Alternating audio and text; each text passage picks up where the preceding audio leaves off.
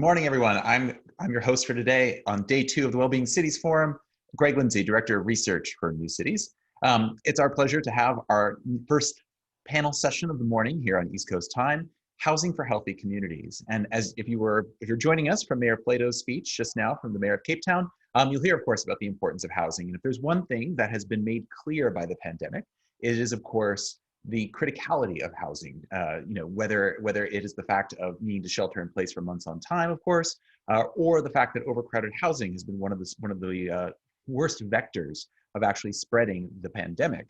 And of course, much of the housing stock built in the global north, at the very least, has been focused, of course, on the single family home, housing typology that is very much one size fits all. So one of the discussions that our panels will be having this morning here is really about, how do we actually sort of, expand the typologies of our housing stock? How do we build for communities other than the so-called nuclear family? How do we take intergenerationality into account? How do we take designing for women and children into account? And so I think we're gonna have a great session here to talk about this notion of how do we rethink housing and health and the intersection of the two in a post-pandemic world. And with that, I will step off the stage, but only before introducing our moderator for this session, who is Vatsal Bhatt, who is the Vice President of Communities for the U.S. Green Building Council. Vatsal, the floor is yours. Thank you so much, Greg. I highly respect New Cities Foundation and its team for bringing this fantastic panel together. And I think we would want to thank John Rossant and everybody on the New Cities team for bringing us together, even though we could not meet in person in June 2020. With that kind of background, I am very much honored to host this panel for today's discussion. We will be having Mayor of City of Edmonton, Mayor Don Iveson. We have Natalie Voland, who is the president of GI Co-Vadis Inc. She is the B Corp. She heads the B Corp firm and a builder as well. We have Delma Palma from New York City Housing Authority, and we have Leslie Kern, who is a professor and author of Feminist City. Without further ado, I'm just going to give you a very brief overview of how we are going to carry this discussion forward. So we have 55 minutes, and we are going to first have each 4 of the panelists to introduce themselves very briefly, say 2 minutes introduction. And then once it gets done, we will get into guided Q&A, guided panel discussion. And audience Q&A, we'll try to get into it after 45 minutes of this session. So again, without further ado, I'll just call upon Delma Palma to introduce herself in 2 minutes. Thank you, Delma. Great, thanks everybody, and good morning. Hi, I'm Delma Palma. I work in the Capital Projects Division at the New York City Housing Authority, and I lead an initiative, one of the winning initiatives called Connected Communities, which is an urban design initiative meant to better help connect and integrate some of the public housing developments. We have over 300 here in New York City. And so that work is really connected to issues of safety, resilience, social and health, and well-being. And so that's very quickly some of the stuff we'll be talking about today. Thanks, Delma. May I now request Leslie Kern to talk about her work. Thank you. Thank you. Good morning. I'm joining you here today from the territory of Mi'kma'ki in what is currently known as Sackville, New Brunswick, Canada, where I'm a professor of urban geography at Mount Allison University. And I'm also the author of a new book called Feminist City, Claiming Space in a Man-Made World. So I'm really interested to join in this conversation about housing through an equity lens, thinking about issues around care work in homes, safety in homes, domestic violence, and as well these questions of how the pandemic has really started to reshape our relationship to home and opened up some opportunities for thinking about doing housing differently. Thank you. Thanks a lot, Leslie. I would like to request Natalie to brief us about her work. Thank you. Good morning. My name is Natalie Voland. I run a company called Gestion Immobilière Quo Vadis in Montreal, Canada. We are a certified B Corp, where we're trying to hack the business plans on trying to figure out how more housing or redevelopment of heritage buildings can actually work financially if we're going to attack some of the carbon principles that we're trying to achieve in different cities around the world. I think that we have to also bring it directly down to the business community, and we need to try to find that we can use buildings to build communities as opposed to just looking at profit. So as an old social worker gone into the real estate community, we're trying to cause some trouble and trying to figure out how we can use money to help serve communities. Thank you, Natalie. Mr. Mayor, thank you so much for joining us. It's our great pleasure to request you to please introduce yourself. I know you don't need much introduction, but still, we would then start with you, Mr. Mayor, the panel discussion as well. So please feel free to give a couple of words about yourself. Thank you.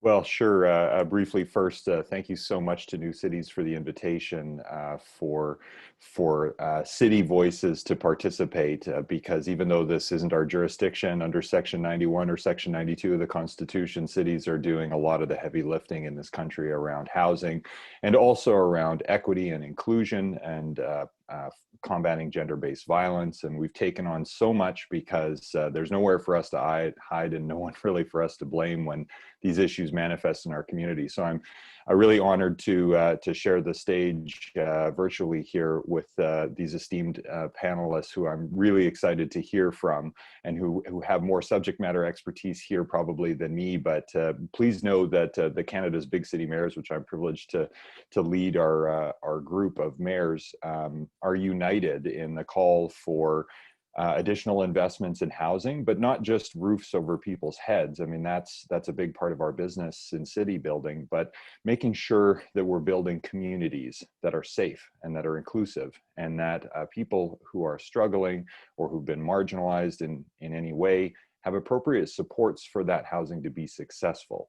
And so we'll get more into the policy details around all of that. And I'm pleased to bring that perspective, both as Mayor of Edmonton, where these struggles are very real and made worse by COVID-19, but also as one of Canada's big city mayors who are, as I said, really strongly united on these issues. And I would just also add that I'm very privileged to lead, along with Councillor Bev Esslinger from the City of Edmonton, our women's initiative, which is focused on many of these same issues that we'll be talking about here. And we were privileged to host the Unsafe Cities conference here a couple of years ago and learned a tremendous amount about what some of the gaps are and some of the work that we still need to do to make public transit safer, public spaces safer. So it was focused more on public spaces in the public realm, but housing and community is the part of the continuous fabric of the urban experience for all people, including people experiencing preventable violence or oppression. And so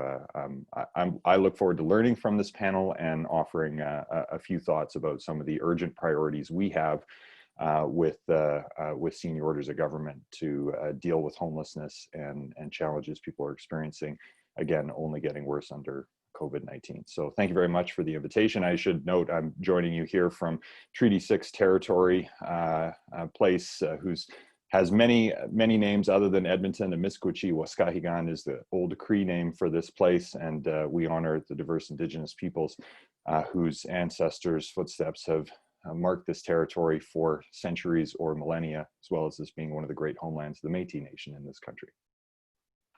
Thank you so much, Mr. Mayor. With this, we would like to get into guided panel discussion. We right now have 83 participants, and I would request each one of you to introduce yourself in the chat function. But we are going to be taking a lot of questions towards the end of it, roughly 40-45 minutes into this discussion. So I request you all to please put your questions in Q&A section, and please introduce yourselves in chat function. With that background, let me start with you, Mr. Mayor. You highlighted that mainly your work is about policies. So let us start this discussion with the policies. I know that you recently put in a new plan, and you're talking to your council members as well about this new plan that the city recently put together. So what are highlights of this new plan about housing and housing for all kind of process? Thank you. Well, the City of Edmonton, in partnership with the Government of Alberta, more than a decade ago, jointly declared an intention to end homelessness in 10 years. So now we're in the 11th year of our 10-year plan to end homelessness. And using Housing First, we've been one of the most successful jurisdictions in the country, housing at last count 9,815 people using Housing First. By doing so, we've been able to bring homelessness down by more than half, and we're proud of that work, but we're not satisfied by those results. We truly believe that there can be a functional end to homelessness. Doesn't mean people will fall into the condition of houselessness, but we want to catch them and rapidly rehouse them so that there is no long-term chronic or structural homelessness. And we truly believe that's an achievable goal. And that the gap at this point is supportive housing units. Before the pandemic, our estimate was about 916. So we're very exact, and in our math, that number would be bigger today because of some of the spikes we're seeing, some of the migration to the city, the higher unemployment, variety of other challenges all hitting us all at once here with the economy in Alberta, which was tough before COVID, and then the double whammy for us. So we have been working along with the Federation of Canadian Municipalities to influence the National Housing Strategy, which is notionally aligned with this work. The federal government isn't quite ready to say an end to homelessness, though they're moving closer to it. Their goal is to drop it by half. I've already done that. Well, I haven't. Our agencies and our partners and the people on the front lines have already done that for Edmonton. So we'd like the goal to be a functional end to homelessness, and we're now in hurry up mode. Because winter is coming with this pandemic. We now have camps that are forming out of solidarity and out of protest. And they're camps that have been distributed, in our parks in less visible areas. They're now front and center. And that sort of mobilization has really put it before Edmontonians and residents of other Canadian cities that there is an urgent need. And it's an unacceptable scenario to have the pandemic reach and run loose through these vulnerable populations, and that represents a risk to overwhelming our healthcare system and an affront to the dignity of these human beings who are our neighbors and also Edmontonians. And so, consistent with our philosophy from this last decade of work, we have seen a once-in-a-lifetime opportunity to acquire units rather than build them, because there are hotels and some apartments that are in real economic distress because of the decline in the tourism business. And so to help the hoteliers exit from distressed assets and rebalance a smaller supply for the foreseeable future in the hotel business, there is an opportunity to acquire some properties across the country. Federation of Canadian Municipalities and the mayors have worked together to estimate the need at around $3.5 billion, which sounds like a lot of money under any other circumstances, but these are far from that. And if we are essentially printing money to get through the pandemic, let's end homelessness while we're at it. And let's make sure that our healthcare system is not overwhelmed. And let's make sure that people do not freeze to death on the margins of this economic and public health crisis, which has always been avoidable. And it has been a question of will. And the mayors have had the will. We just haven't had the resources, because we have 8 cents of your tax dollar and don't have the jurisdiction. But even still, the city of Edmonton is moving ahead under our own steam with a bit of federal support to build 5 permanent supportive housing units. We made that decision a few weeks ago. But to get that 900 units that we need, this would be a couple hundred units that we've greenlit, and they'll take time to build, except for one that's a retrofit. But these hotel retrofits, we think, can happen this winter. We may still need some interim solutions for shelter for people in the meantime.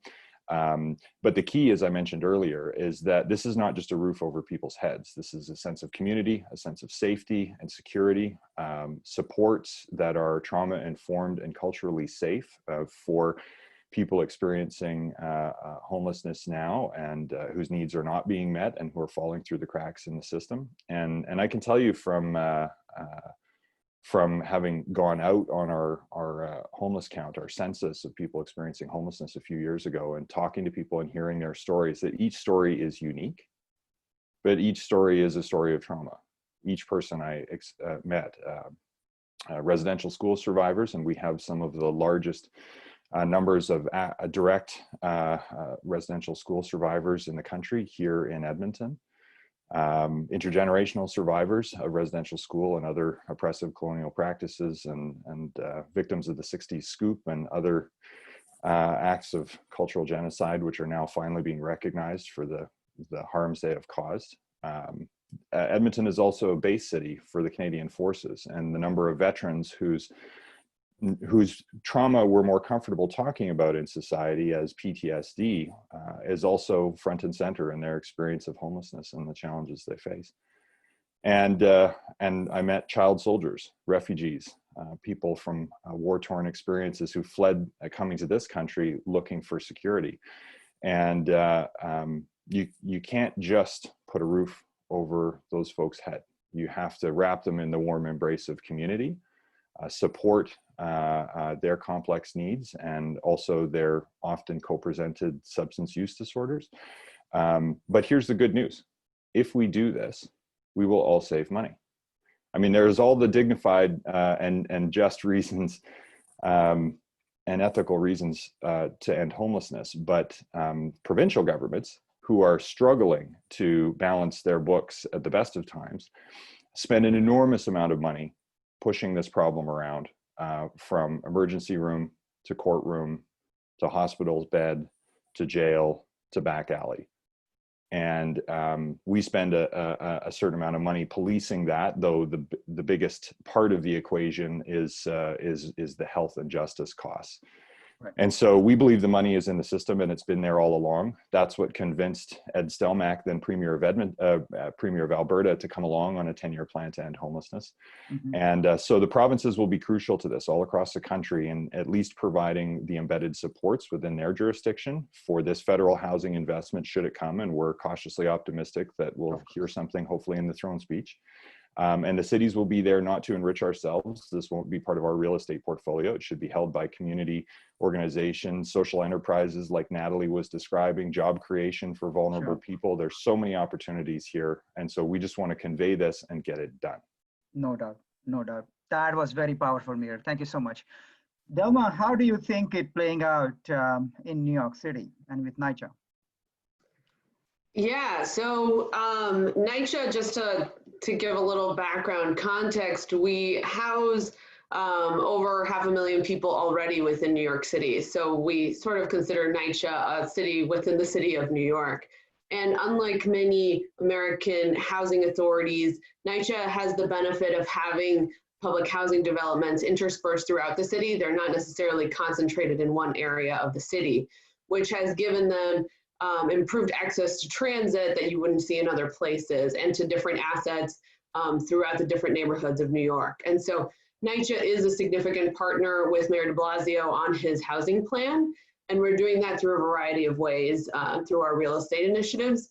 And one of the biggest ones is very connected to the initiative that I run, which is leveraging the open space that NYCHA has, right? We have a significant portfolio. We have over 2,400 acres across New York City, which doesn't have a lot of vacant space left, right? And so if we're using that land and we're thinking thoughtfully about infill construction and the people it's affecting and the percentages of mixed income housing that are going on that space, we can leverage that funding to also improve the existing public housing stock that we have, because we know that's the most sustainable way to house people in New York City, is to keep the buildings we have up to a good condition. And so we have a significant amount of those. We're working through a multiplicity of these real estate initiatives to keep that going in terms of housing, but we also need more housing, right? Just as a baseline, I don't think that can ever be said enough. Our public housing stock has a wait list of 5 years, over 5 years, right? In a less than 1% vacancy rate. And so that should tell you, particularly in New York, it's an unaffordable city, but we see this in many places, across the world. And so just having that, we need more housing, but what are some of these innovative solutions to creating that? And that's what we're exploring now, because we have an existing portfolio that we're trying to retrofit and do infill and preservation at the same time. So kind of taking all of the strategies we can. Very impressive, Delma. A lot of issues to be tackling as an agency. Now, Natalie, how do you think all these things playing out from a B Corp developer point of view, and previously working on all these social issues? So how do you think these things are being tackled? Well, I think that both the previous speakers have brought a lot of points up, which we could probably talk about for 5 hours. So we decided that nonprofit organizations in general, or housing co-ops, need help. The city initiatives are not enough. Philanthropy is difficult on a good day, never mind during a pandemic. And I think that the business community should step up. We've had lots of conversations around whose job is it to build affordability? Whose job is it to build schools? And usually the real estate private community says, it's not my problem, you know, like, and stop putting legislation on me to do social and inclusive and affordable housing strategies because I can't make my numbers work. That is true because the way that the numbers are supposed to work is that you are looking at your return, short-term return, directly in the pockets of the developers. The problem is when you get evaluations for a new property, or even to retrofit a heritage property, because we do a lot of heritage work in Montreal, the problem is that the concept of highest and best use of all these evaluators is usually a high-end condo. So if you are not developing a high-end condo and someone tells you that the highest and best use is, whoever the owners are, the owner strategies, they're going, I'm leaving stuff on the table and I'm going against what is required of me as an investor. So we are challenging in Montreal, and we've worked with the CMHC and different kinds of think tanks as well across Canada and the US. The situation is we need to figure out how the business community, who are great builders, who have the scale and the knowledge and the know-how or whatever, how do we actually create business plans to make sure that we can make money and do good, which is the whole concept of the B Corp movement, trying to figure that out. So it is cheaper, as you were just saying, Delma, to renovate older buildings than build new. If you look at life cycle modeling and what's good for net carbon conversations, these are discussions. It is too expensive sometimes to build brand new for more affordable units. Here in Montreal, we have also issues around social housing. I am working on a project for the homeless. So these are all the same issues, but I feel like it's mayors, it is, beautiful housing co-ops, the Green Building Association, but where are the developers at the table? What are the incentives beyond just legislation? My problem is that if you over-legislate a city, real estate money is liquid, and they'll just go to another city that's easier to build. So how do we keep the opportunities going about incentivizing people to use their scale, their know-how, to actually build affordable units for the community and by the community? Thank you so much. I think that is so much a different perspective. So I think that is where the kind of value we are bringing as a panel. Leslie, what are your thoughts on this discussion? Hi, thanks everyone for those remarks. One of the things that I'm interested in thinking about through this sort of concept of healthy cities is maybe what our current housing system has been very effective at hiding or making invisible. And one of those things, coming back to the mayor's comments about homelessness and housing first, is that often we miss women's homelessness. It's much more, tends to be more invisible in cities than men's homelessness. Women tend to be less represented in street homeless populations, but of course, often due to domestic violence, women are kind of displaced from their homes into shelters, back into the home, onto a couch, into their parents' basement, back to. So that's a problem that I think is often kind of made invisible in our housing, shelter, and support systems. And with the pandemic, there has been a lot more attention given to the idea that this warm and fuzzy idea of home is actually not necessarily the safest space for many people. So that's one of the things that I think is important for practitioners, I'm not a practitioner, although I do some volunteer work in the domestic violence sector. Something for practitioners to keep in mind is, when we think about, who are homeless people or who are in need of housing, sometimes we have a kind of a vision of who those people are, and we might miss certain groups as well that are kind of hidden within that. So I think it's really exciting to hear about the initiatives, for example, in Edmonton around ending homelessness, because I think this is a moment where there is a lot of attention given to issues of homelessness, to domestic violence, to equity around housing needs. And as the mayor said, if we're going to be spending all this money, if governments are suddenly willing to be like, oh, we need to invest in things, then putting these issues front and center and saying, hey, this is an opportunity to end homelessness. This is an opportunity to intervene in the, epidemic of domestic violence, and we could actually make some headway on these issues that for so long people have said, that's too hard an issue to solve, or that's a social problem, not an urban problem, not a housing problem, not a space problem, not a geography problem, or that you can't just throw money at these problems. Well, sure, you need the money to go to work in the right way, but money helps too.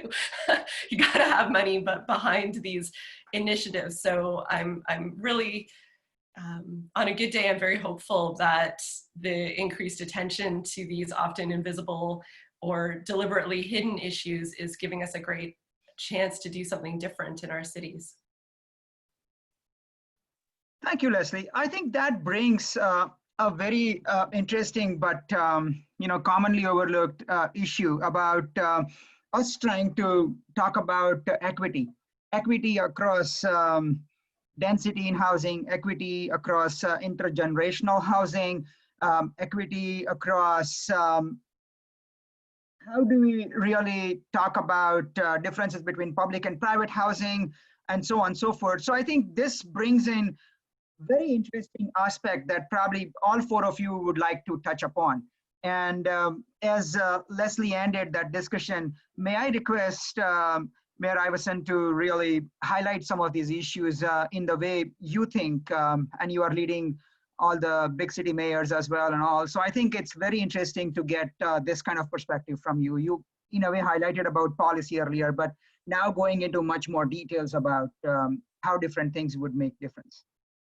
Sure, thank you. And really insightful comments from the other panelists. Thank you. I'm really interested in what each of you are doing. We believe in a social enterprise approach to bridging some of these issues and have started a community development corporation here in the city with our community foundation as a partner to seed the job creation opportunities, the non-market or mixed market development partnership opportunities, to partner with the private sector and not-for-profit housing providers and mom and pop businesses as tenants who wouldn't normally be able to get into a commercial situation. So to support community development using a social enterprise approach. So I'll need to follow up with Natalie, very interested in what you're doing.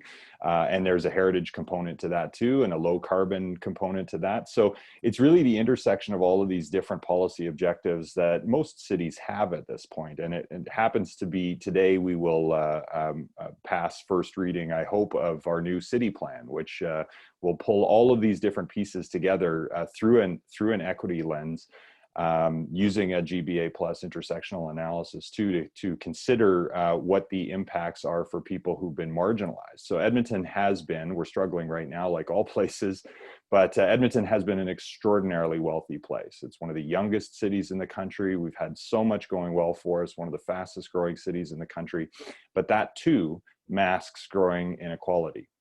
And there have been implications with so much of the high wage employment that's driven inflation, driven up housing costs here, is disproportionately done by men in the resource sector, in construction, in certain professions. And so that has meant that as prosperous a place as this is, it doesn't mean automatically that women are thriving equitably to men. And in situations where you see a rise in domestic violence or gender-based violence during a time of economic pressure, or also now in a time of folks staying home more, that puts women and that puts children at risk in our community. And we've seen those statistics, and it's heartbreaking. But it's not particular to one city. It is a societal issue, but there are answers to these societal issues, and options are on the table, as I said, that are unprecedented. And it's not just, and you should be really, really intentional about this, it's not just about spending a bunch of money because everybody else is spending money. It's about making a strategic once-in-a-lifetime investment now to improve conditions and reduce demand for expensive reactive services, because we won't be able to afford those in the future because of the tough times that we're in today, and because we'll be paying down the debt from what we've been doing. So it's smart fiscal policy to get better social results for people who are struggling.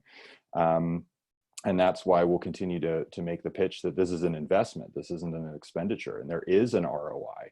And many of these hotels that we're looking at acquiring, the government of Alberta routinely rents out at market rates to host families who've been displaced, to host people and children who've been apprehended or taken out of situations of domestic violence. And so this stock is being used in this way anyway, but it was being done in a way that's actually extremely fiscally inefficient for the taxpayer.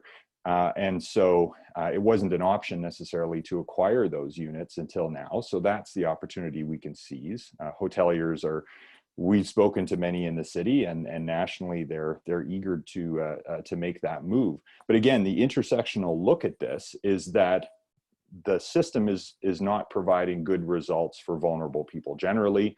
The results are worse for women and children, and that becomes a cost driver short-term and long-term as people are struggling. Those upstream investments in helping support people make a huge difference. And then, so there's also investments around early learning and care and childcare, which would make a phenomenal difference for women getting back into the workforce and having more economic autonomy. That's not our jurisdiction, but we're big supporters of that direction. The other place, though, is public transit. And so many cities have instituted low-income transit programs.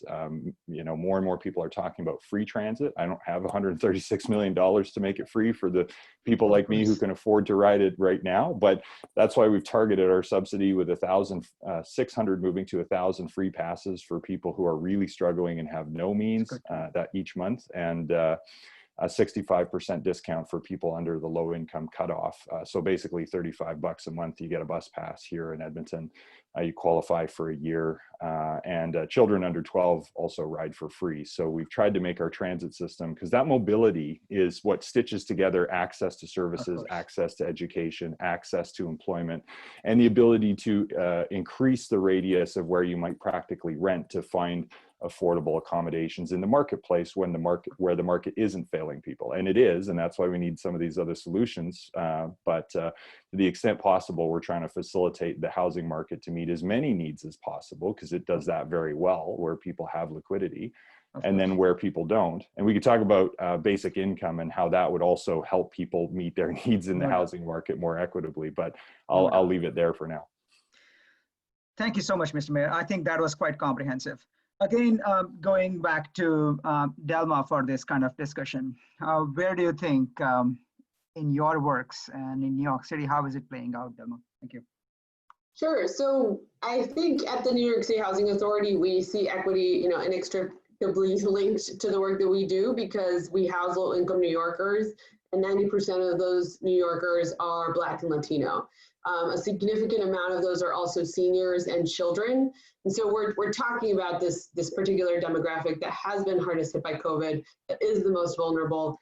But then we also have to acknowledge the physical stock and all of the years of racist planning that have preceded us, right?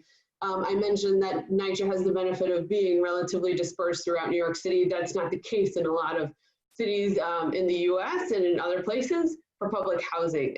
But despite the fact that we have that benefit and the access to transit and the assets and all of that comes with it, there has been significant historical disinvestment in public housing in the US.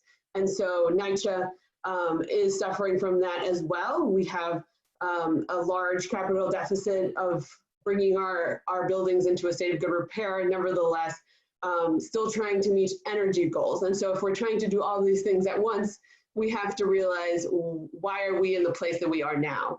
And so I think as a baseline, acknowledging all of that and understanding it helps us move forward.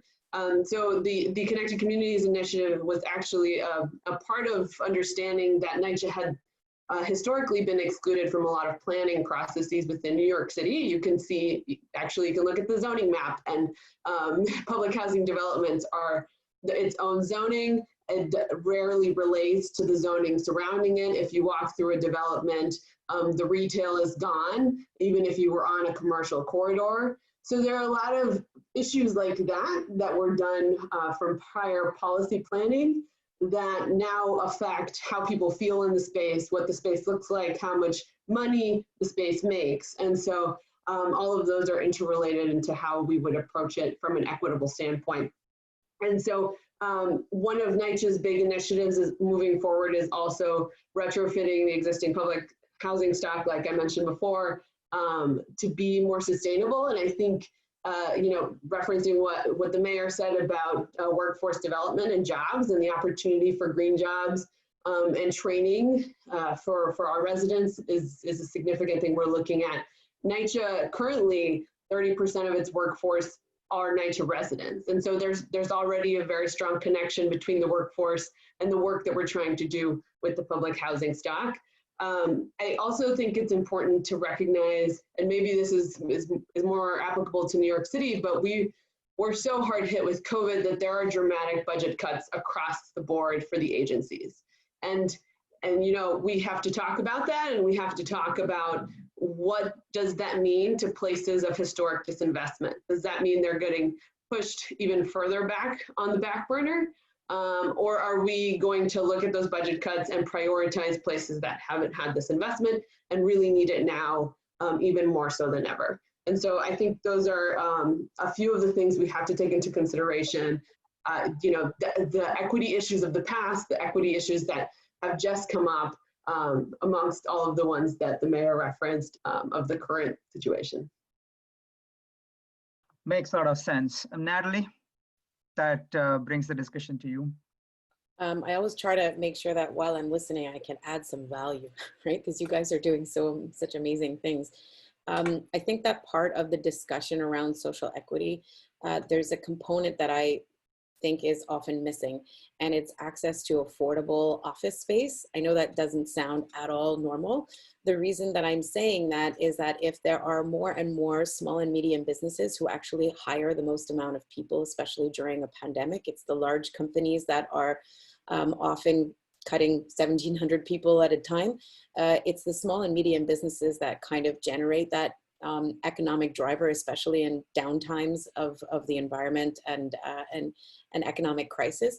So by also looking at affordable options for small and medium businesses, you're starting to look at the opportunity that gainful employment could also be an additional vector in accessible housing. What does that mean? Here in the city of Montreal, we have a new legislation that is being tabled that they call the 2020, which is on social, affordable, and family housing directly into private developments. The situation is that it is also super important to look at the fact that one day I hope we don't need social housing. This is the kind of thinking of a social worker. You're supposed to work your way out of a job, right? You're not supposed to have this like unfortunate umbrella that is helping people. The idea is to try to get as many people out so that social housing, you don't have those awful wait lines that you were just talking about, Delma. So I think that we need to look at housing and affordability on a 360-degree angle sometimes as well, and looking at what are the other ways that you can for sure increase housing stock, make sure that the older housing stock is properly maintained so that you don't have to keep building new one and mess up with our carbon footprint. But how do we do those supporting roles to try to link businesses that are looking for employees, because there are, and instead of always hiring a headhunter, like why not look at job training programs for people who are living in social housing so that maybe the waiting lists are going to be a little bit lower.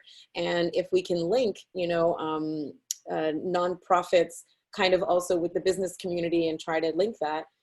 Here in Montreal, we have something called PME Montréal, which is like a government institution that is helping small and medium businesses. And we did a job fair working directly with people who are living in lower income areas trying to match people who are looking for employment and small and medium businesses that would like to hire locally.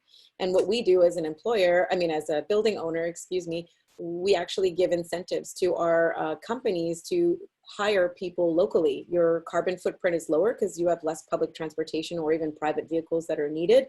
You are building the economy of the area, who are then having more money to buy into the community. So I just wanted to bring up or just tag that sometimes in housing, we need to look at employment opportunities as well. So both of you just mentioned that about green jobs, awesome. And let's try to see how we can support small businesses as well, and affordable office spaces to help hire more people so that we can pay for our housing as well.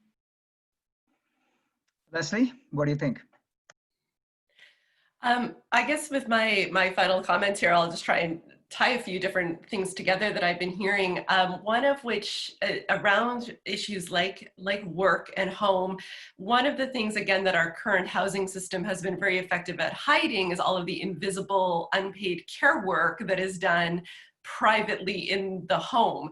And that is still a burden that disproportionately falls to women. And with the pandemic, we've been seeing women forced to make a choice between work and their care work at home. We've been hearing about women not being able to go back to work because of this sort of double, triple burden that's being imposed. So I think one of the things that housing practitioners could be thinking about moving into the future is, are there ways to design housing and communities that help us to redistribute that care work? So an obvious thing is something like childcare and early childhood education, but there might be other creative things we could come up with too, whether that's, collective ways to cook and clean and care for elderly people, care for disabled people in our communities. And I think housing can play a role in that, but with all of the ongoing focus on so much single family housing, that's a piece that has often been lost. But I think it's really important because it's going to be connected to an economic recovery, right? Like, we're not going to have an economic recovery if women aren't going back to work when jobs start to open up again. And those pieces around childcare, education, jobs are all part of that picture as well. And we need to sort of integrate that perspective of what housing models would also support that economic growth. And part of that is thinking about, who's doing all of this currently unpaid or very underpaid work, and how can we either make that work better paid or share it more equitably around all of us in a city, in a community, in a nation. Thanks, Leslie. So we have got a couple of questions from Henry Paikin and Damu Radeshwar in the Q&A section. And I'm also trying to tie those in with another question that I wanted to highlight with all of us. So very simply speaking, you all talked about, carbon related issues and trying to refurbish the stock, and also trying to talk about equity, and then trying to balance between private developers and public housing. And all these issues are so much interconnected as well as intricate in our old housing stock, as well as we are trying to retrofit it over time. So when we talk about all these intricate, interconnected issues, how does retrofit play into this discussion overall? And when retrofit plays into this discussion, are you thinking about making it green? I come from US Green Building Council, so obviously I have to ask that question. But point is that it's not only about equity, it's not only about making green, it's not only about old or new housing stock, it's about making a business case for it. And so the question was for Mayor, for Natalie, for Delma, how do you make a business case for all these things together? I mean, interwoven, all the tensions and all. So thank you. I don't know, Natalie, do you want to go first? Sorry. Case person? Is that my hat of the business? Yeah, I'm case sorry, person? I forgot to do that. I didn't know that you mentioned all three of us, and I never want to stick in there. So my situation is that we have choices to make. So if we're going to retrofit a building, we need to look at life cycle modeling and not just energy efficiency, because honestly, in Quebec, at least, we're completely spoiled because our energy costs are subsidized. Okay, so a lot of people don't care. I'm talking about, again, my private hat, because the returns on retrofit investments for better carbon footprint are not there. The returns are too long. If you're talking about 15 to 20 years, most people flip their properties. Even people move from one apartment to another. So if you actually put, you know, the costs on the end user, they're not going to stay long enough. It's just not our society's idea. I come from Europe, and you stay in the same house for 5 generations. So you invest. It's a very different concept, at least as far as what I've seen in North America. So the situation is, if we're looking at life cycle modeling, how are you going to try to start figuring this out? So we're working with, as an example, the mayor of Lachine, which is a city in Montreal. And we're looking at ways on what are the types of bonus density that can be helped. What are ways that you could speed up, you know, local zoning authority processes, which often take a really long time, and you have holding costs. So if you can reduce your holding costs for some of the properties about getting your zoning change, and most of the zoning changes that take a really long time are use changes. So if we're talking about retrofits, we have a church, we bought a church, it was empty, it was beautiful, it was built by the community, and we decided to do something with it. It took 4 years to get my zoning use change. I didn't even demolish it, I didn't change anything. Like I put some bathrooms in. Churches don't have bathrooms, as a funny joke. But the situation is, how do we actually create these business models that make sense? But it can't just all be on the developer, and it can't just be over legislation. So there are certain ways to do that. Also, if you look at the green industry, right?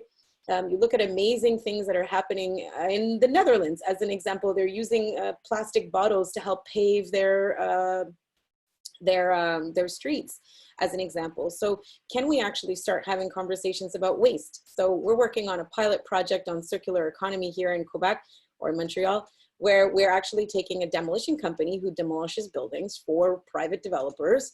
And we're taking some of the doors and windows and things that they throw out. Usually we kind of strip it, bring it to a central location, and try to start using those things, because it is cheaper then to do those things. There's a door that is totally fine, and you could use it as an interior door, maybe not an exterior door, but we have to start looking at waste as a resource, because actually it's cheaper. People think it's more expensive to build environmentally friendly, and I welcome the fact that that's not true.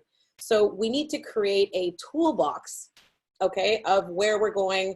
You know, it's not just the city who's going to give a 20% business tax break to a developer to do this. It needs to be, okay, I could build 3 more floors.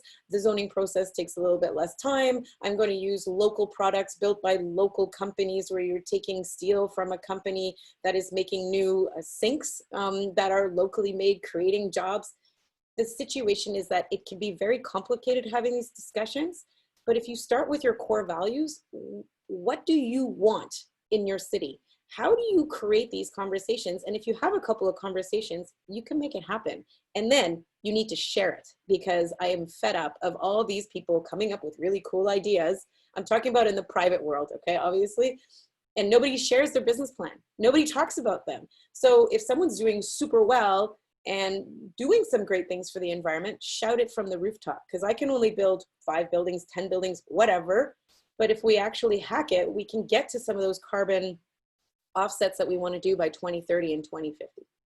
But I could talk too long, so please, other people say something. Yeah, I would actually love to jump in, because I think from a different perspective in terms of a long-term asset holder, right? NYCHA is investing in their buildings with the intention of keeping them forever. And so I think that offers us an interesting opportunity, because we are also looking at, we have to meet our local law energy goals, but it's not particularly possible in certain building situations. So we're looking at meeting these energy goals on a portfolio basis. And so I think that offers an interesting opportunity, because we can look at buildings on a case-by-case basis while still analyzing the energy performance at a massive scale.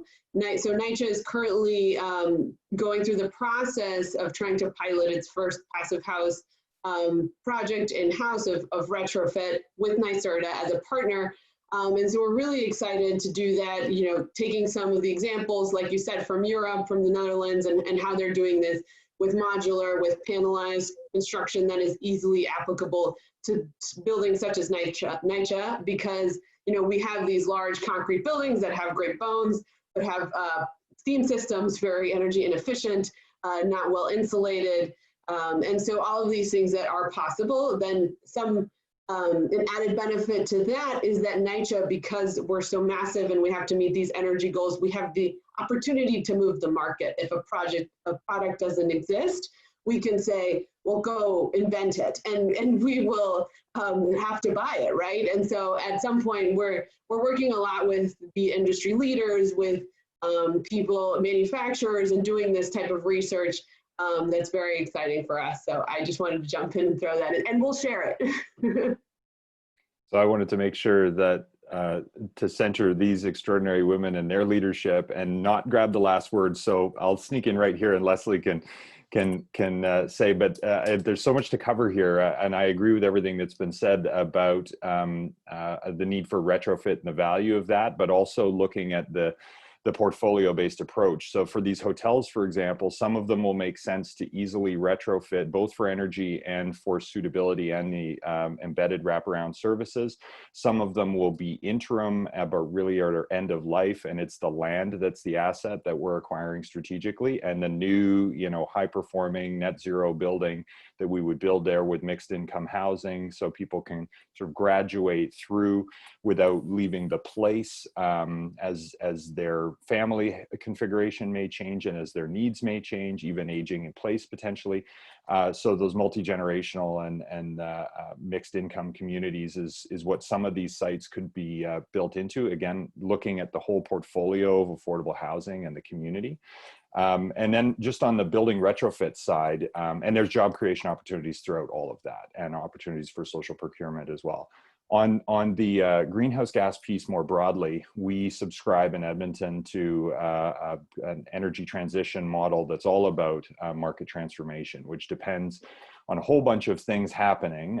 It is a moonshot, but it is doable. All the technology exists and more is being innovated every day. It's a question of getting the regulatory frameworks right, so building codes, and also little things like energy labeling. The fact that I know the mileage of my car but don't know the mileage of my house as a consumer protection issue is nuts. So that needs to change. So there's consumer literacy. Financing needs to follow. You should be able to finance higher for an energy efficient home because your op cost is lower. As soon as the banks get that figured out, that will get the market failure around green buildings sorted out. And I'm continuing to push the feds on that's the most significant thing they could do, both for retrofit and for new build.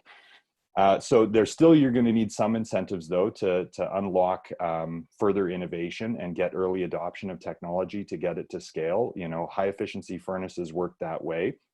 Took incentives to get everyone cool with them. Now they're just the standard, right? So we need still some of that.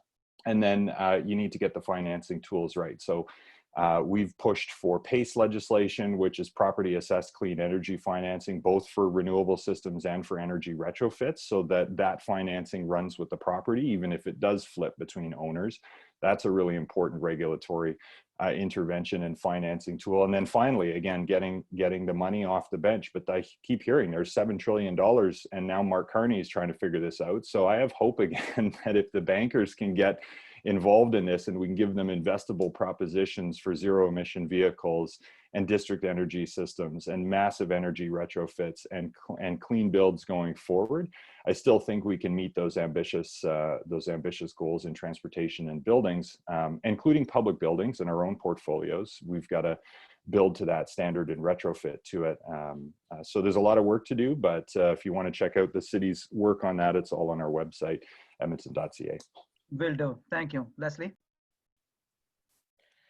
Well, maybe just to tie that all together, it's so important to remember that, you know, our equity goals can be sustainability goals and our sustainability goals can be equity goals. And as we are moving into, you know, an ever more fraught climate change future and present, and these sustainability issues, resiliency issues, climate readiness issues come to the forefront, we want to keep equity centered as well, so that we don't reproduce, as Delma said, those historical legacies of so much, you know, racist, sexist planning and so on, and you know, face those challenges of the future with equity at the center, and we, you know, might be able to reshape society in ways that we don't reproduce those problems or reproduce the environmental problems that have plagued us for so long. So thank you, everyone.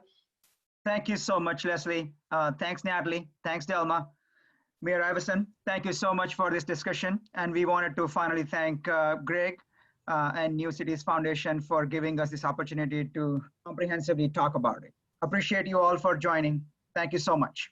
Well, thank you, Vatsal, and thank you so much, everyone, for this fascinating discussion. Really appreciate it. It's my turn now to invite our audience to depart from here in a moment for a couple of workshops that we're going to run.